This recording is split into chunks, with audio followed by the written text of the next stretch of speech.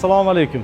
Bugun biz 1-iyul sanasida Sirdaryo viloyati Guliston shahri Guliston jome masjididamiz. Bu yerga kelishimizdan maqsad bugun mana shu yaqin tumanlardagi 100 dan ortiq muhtoj oilalarga kirib, ularni holidan xabar olib, ularni duolarini olamiz.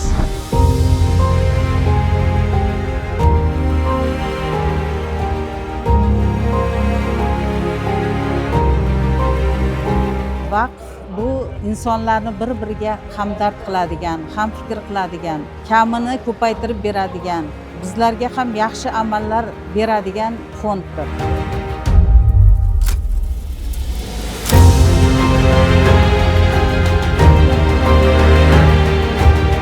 Nogironligi bo'lgan ayollar uchun tashkil qilingan g'amxo'rlik markaziga keldik va bu yerdagi duosi ijobat insonlarimizni, opalarimizni, onalarimizni duolarini olishga harakat qildik va ularning qalbiga ozgina bo'lsa ham xursandchilik ulashdik.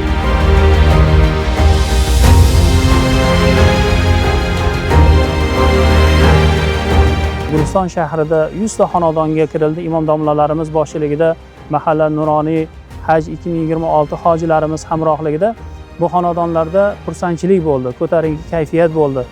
Barchalari duoga qo'l ochar ekan, yurt haqqiga, yurt rahbarimiz haqlariga to'xtovsiz duolar qilindi. Albatta ko'zlangan maqsadlar hosil bo'lyapti deb o'ylaymiz.